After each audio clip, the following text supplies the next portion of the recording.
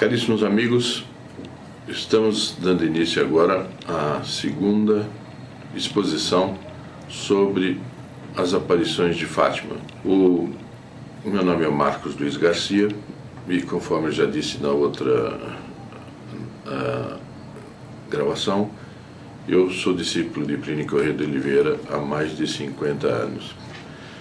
E hoje nos cabe falar sobre um tema que é prévio também às aparições de Nossa Senhora, que são as aparições do Anjo de Portugal. Por que Deus se serve dos anjos?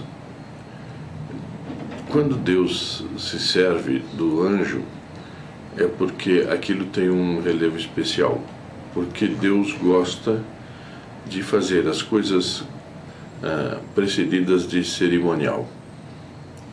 Nas Sagradas Escrituras tem várias passagens, mas a mais importante que nós conhecemos é a anunciação do anjo. Quando se fala na anunciação do anjo, vê-se que foi o momento mais importante da história da humanidade, que foi o momento em que a própria natureza divina da segunda pessoa da Santíssima Trindade se uniu hipostaticamente à natureza humana dentro da pessoa de Nossa Senhora. O que era humano era de Nossa Senhora, mas o que era espiritual, fruto do Espírito Santo, e era a encarnação do Verbo, que é a segunda pessoa da Santíssima Trindade.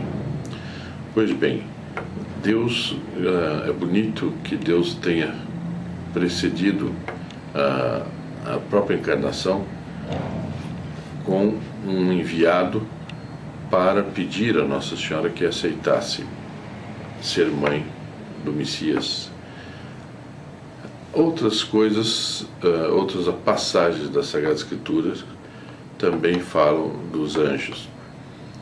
E em Portugal, a presença do anjo, a presença de São Miguel, é algo que mostra a importância do ocorrido. O mais provável, segundo a opinião de Dr. Plínio, é que tenha sido o próprio São Miguel Arcanjo que tenha vindo a anunciar a vinda de Nossa Senhora, né? E quando a Lúcia descreve, conforme nós vamos ver que ela descreve um ser muito bonito. E Deus sempre procura fazer as coisas com muita beleza. Deus é a beleza infinita. Deus é o pulcro infinito. E Deus gosta das coisas belas, das coisas pulcras. E Ele já encantou as crianças com a beleza do anjo que veio para começar, para dar início ao plano das aparições de Nossa Senhora. Bem, o Dr. Plínio diz numa reunião: o anjo que aparece em Fátima, tratando com o Santíssimo Sacramento, com uma taça na mão, com o precioso sangue, muito bonita. Antigamente não se falava o vinho consagrado. Não, se está consagrado, é o precioso sangue de Nosso Senhor Jesus Cristo, ou até o preciosíssimo sangue de Nosso Senhor Jesus Cristo, para valorizar a compreensão, para valorizar o trato com o Santíssimo Sacramento, ao invés de diminuir, não, aumenta o respeito, aumenta a elevação. Bom, então ele diz que ele parece evidentemente ser São Miguel Arcanjo, preparando as aparições de Nossa Senhora, em que ela prognostica a luta do comunismo contra a Igreja, mas também a guerra da Igreja e a vitória que ela vai alcançar sobre o comunismo.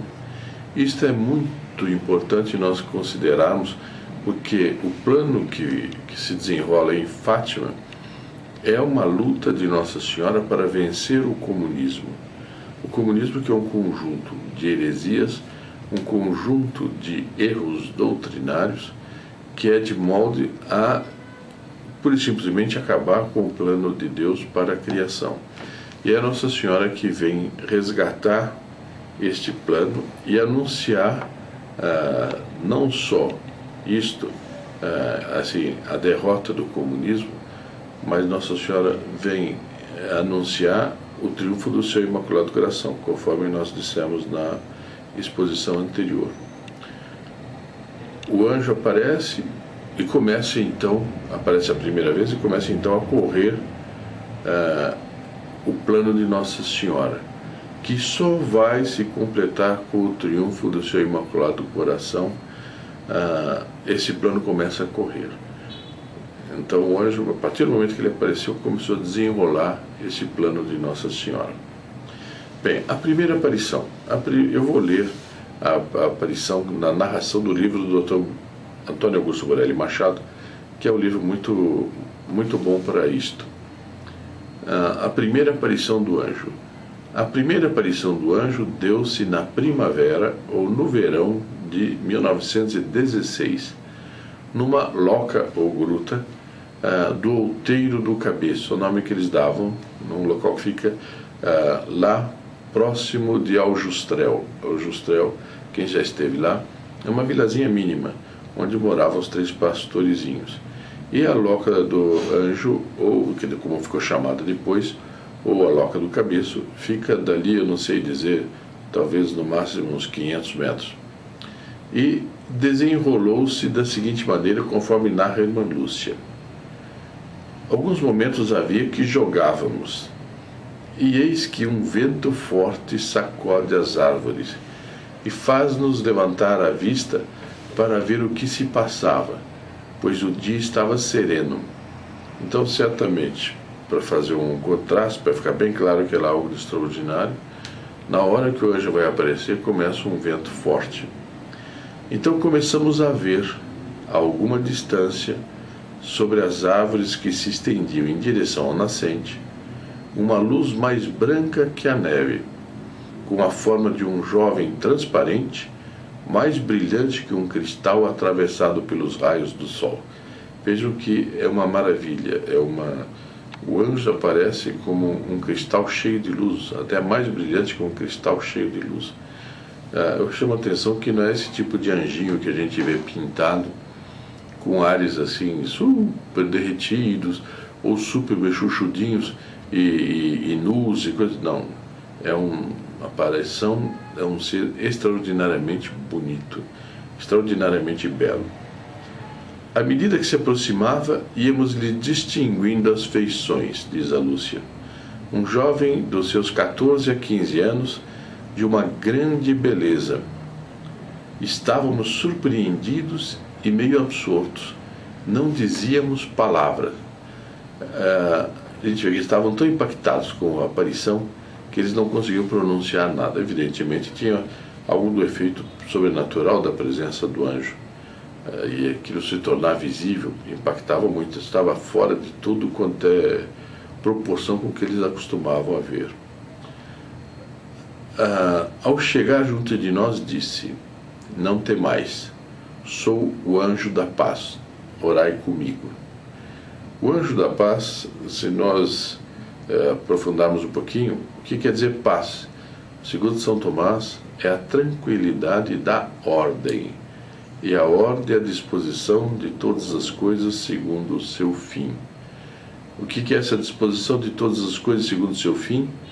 É a disposição das coisas de tal maneira que se torne efetivo o reinado de nosso Senhor Jesus Cristo sobre tudo. Então, quando ele veio dizer: eu sou o anjo da paz, está anunciando que é o anjo que põe as coisas em ordem, mas nessa ordem superior. E, ajoelhando em terra, curvou a fronte até o chão. Levados por um movimento sobrenatural, imitamo-lo e repetimos as palavras que lhe ouvimos pronunciar.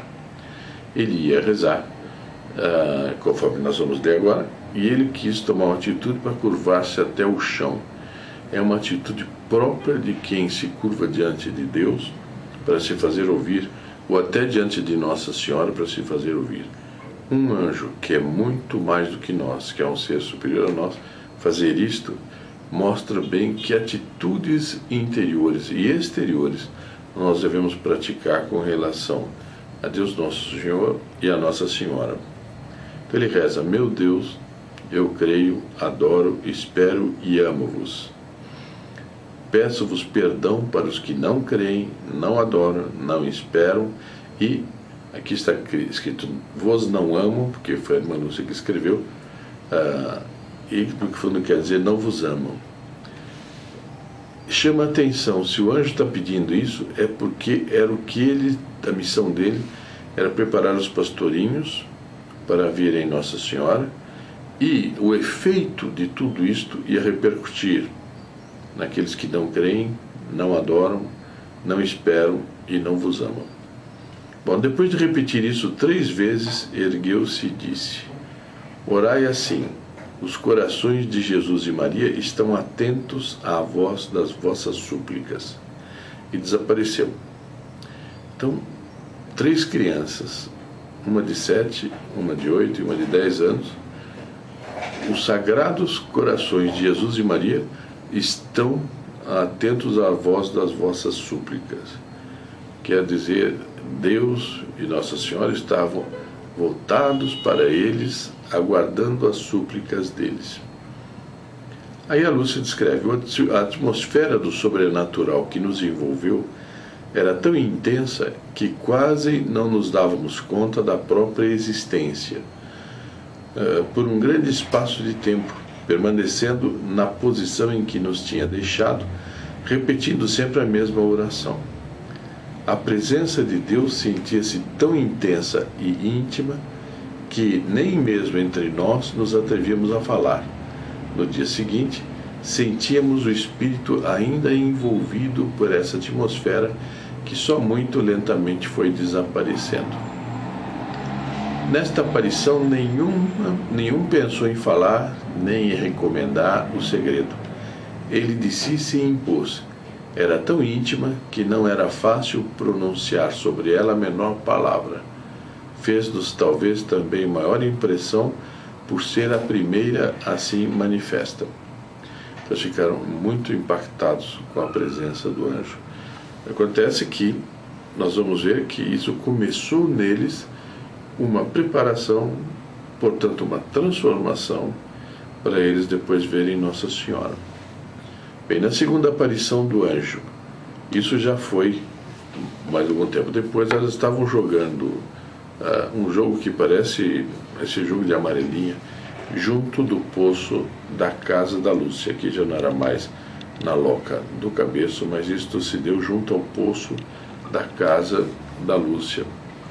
E elas estavam jogando, e foi por volta do verão já de 1916, porque a visão anterior ela não soube precisar as 3 datas, mas a outra ela disse que tinha sido ou prévio ou durante o verão. Aqui ela já diz, isso foi mesmo no verão, não? Assim narra a irmã Lúcia o que o anjo lhe disse a ela e aos primos. Então, o anjo aparece e diz: que fazeis? Eles estavam brincando. Orai, orai muito. Quer dizer, então ele repreende a eles por estarem brincando, diz: orai, orai muito. Os corações santíssimos de Jesus e Maria têm sobre vós desígnios de misericórdia. Oferecei constantemente ao Altíssimo orações e sacrifícios. Eles eram muito novinhos. O que quer dizer tem sobre vós desígnios de misericórdia? É isso, é que eles iam ser canais através do qual a providência ia manifestar talvez a maior misericórdia da história depois da vinda de nosso Senhor Jesus Cristo. Oferecei constantemente ao Altíssimo orações e sacrifícios. Veja que o anjo não vem pedir outra coisa senão oração e sacrifício. Portanto, um slogan que diz: Jesus quer nos fazer felizes. Nós não existimos para ser felizes aqui na terra e procurar o gozo na terra. Não, Deus quer servir-se de alguém para algo muito importante, e eram 3 crianças, orações e sacrifícios, é o que ele pediu. Como nos havemos de sacrificar? Perguntou a irmã Lúcia. De tudo que puderdes, oferecei a Deus um sacrifício em ato de reparação pelos pecados com que ele é ofendido e de súplica pela conversão dos pecadores. Atraí assim sobre a vossa pátria a paz. Eu sou o anjo da sua guarda, o anjo de Portugal. Sobretudo aceitai e suportai com submissão o sofrimento que o Senhor vos enviar. Vai se desenrolar uma grande coisa, um grande acontecimento. Deus vai manifestar através de Nossa Senhora uma das maiores misericórdias que se possa imaginar. A preparação para isto é rezar e aceitar os sofrimentos que Deus mandar. Essa ideia de que Deus não faz sofrer é uma ideia completamente errada. Ele faz sofrer, mas nunca nega as graças pelas quais as pessoas possam suportar e atravessar com fidelidade os sofrimentos que ele manda. Bom, e o anjo desapareceu. Já estas palavras do anjo gravaram-se em nosso espírito, diz a Lúcia, como uma luz que nos fazia compreender quem era Deus, como nos amava e queria ser amado, o valor do sacrifício e como ele lhe era agradável, como por atenção a ele convertia os pecadores. Muito rapidamente, vemos que quem não tem disposição de sofrer por Deus, nosso Senhor, não o ama. Quem só gosta de Deus nos prazeres, nas consolações, não o ama. O amor a pessoa comprova pela dor, pelo sacrifício, como nosso Senhor fez por nós na paixão. E assim ele quer de nossa parte também isto. Como ele quer perdoar a humanidade, ele quer também que os pastorinhos ofereçam sacrifícios para ele poder converter os pecadores. Bem, essa foi a segunda aparição. Agora nós vamos para a terceira. A terceira aparição ocorreu no fim do verão ou princípio do outono de 1916. Novamente, na Loca do Cabeço, e decorreu da seguinte forma, sempre de acordo com a descrição da irmã Lúcia. Logo que aí chegamos, de joelhos com os rostos em terra, veja que essa é uma atitude nada progressista, é uma atitude nada teologia da libertação e outras coisas também. É uma atitude eminentemente tradicional. Começamos então a repetir a oração do anjo. Meu Deus, eu creio, adoro, espero e amo-vos, etc, etc. Não sei quantas vezes tínhamos repetido esta oração quando vemos que sobre nós brilha uma luz desconhecida. Erguemos-nos para ver o que se passava e vemos o anjo trazendo na mão esquerda um cálice e suspensa sobre ele uma hóstia, da qual caíam dentro do cálice algumas gotas de sangue. Isso aqui é um mistério belíssimo. Um anjo não é sacerdote, portanto um anjo não pode consagrar. De onde ele terá trazido essas espécies? Será que esta hóstia consagrada que o anjo trouxe, e porque ele mesmo disse que era consagrado, não teria sentido ele dar a comunhão aos pastorinhos se não fosse consagrado tanto o vinho quanto a hóstia? Quem consagrou isto? Será que ele trouxe do céu? Se põe uma pergunta: no céu há consagração? Eu não sei, mas que a pergunta é muito bonita, será que ele pegou de algum sacrário na terra? Mas habitualmente nos sacrários não há o preciosíssimo sangue de Nosso Senhor. Então, onde ele conseguiu aquele sangue? Será que, voltando à hipótese, sempre hipótese, dele ter trazido isso do céu. Isso foi celebrado, vamos dizer assim, foi o vinho consagrado, o preciosíssimo sangue, ele veio consagrado por quem? Por Nosso Senhor. Lembra um pouco a Quinta-feira Santa, quando ele celebrou a sua primeira missa, Nosso Senhor, em que ele consagrou tanto o pão quanto o vinho. Bem, deixando o cálice e a hóstia suspensos no ar, prostrou-se por terra junto de nós e repetiu 3 vezes a oração. Veja, ele prostrou-se por terra diante do Santíssimo Sacramento. É uma postura adequada ao Santíssimo Sacramento. Ele, anjo muito superior a nós, quis estar lá, prostrar-se por terra para mostrar que é Deus o Santíssimo Sacramento e que deve ser homenageado, deve ser adorado com a postura adequada. Aí o que o anjo rezou? Santíssima Trindade, Padre, Filho e Espírito Santo, adoro-vos profundamente e ofereço-vos o preciosíssimo corpo, sangue, alma e divindade de Jesus Cristo, presente em todos os sacrários da terra, em reparação dos ultrajes, sacrilégios e indiferenças com que ele mesmo é ofendido. Chama atenção porque Nosso Senhor criou esse sacramento para estar presente entre nós.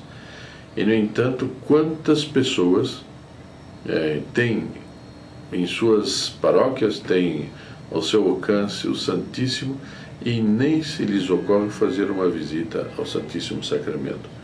Nem se lhes ocorre ir lá oferecer algo ao Santíssimo Sacramento. Tem um dito de Nosso Senhor, eu creio que para Josefa Menendez, na qual ela disse: às vezes eu fico como um prisioneiro no sacrário durante dias, horas, esperando que alguém venha me fazer uma esmola de amor. A maioria das pessoas são da maior indiferença com relação a Nosso Senhor. O tratam com a maior indiferença. Ora, na hora de uma catástrofe, na hora de uma doença, na hora de um problema, vão correndo pedir a ajuda dele, mas não se lhes passa pela cabeça oferecer algo a Nosso Senhor. Bom, então, aqui também fala que em todos os sacrários da terra, ele oferece em reparação a presença dele em todos os sacrários da terra, pelos ultrajes, sacrilégios e indiferença com que ele mesmo é ofendido. Eu chamo a atenção que isso era em 1917. Comparemos com o que se passa hoje. É da gente ficar aturdido de preocupação. Depois continua o anjo: e pelos méritos infinitos de seu Santíssimo Coração e do Coração Imaculado de Maria, peço-vos a conversão dos pobres pecadores. Temos que rezar para pedir a conversão dos pecadores. É um pedido insistente. Quando nós rezamos para pedir a conversão dos outros, é o ato mais desinteressado que nós podemos fazer com relação às outras pessoas, e não podemos desejar mais para as outras pessoas do que uma santa conversão. Depois, levantando-se, tomou de novo na mão o cálice e a hóstia, e deu-me a hóstia a mim, sempre narrando a irmã Lúcia, né? E o que continha o cálice deu a beber à Jacinta e ao Francisco, dizendo ao mesmo tempo: tomai e bebei o corpo e o sangue de Jesus Cristo, horrivelmente ultrajado pelos homens ingratos. Reparai os seus crimes e consolai o vosso Deus.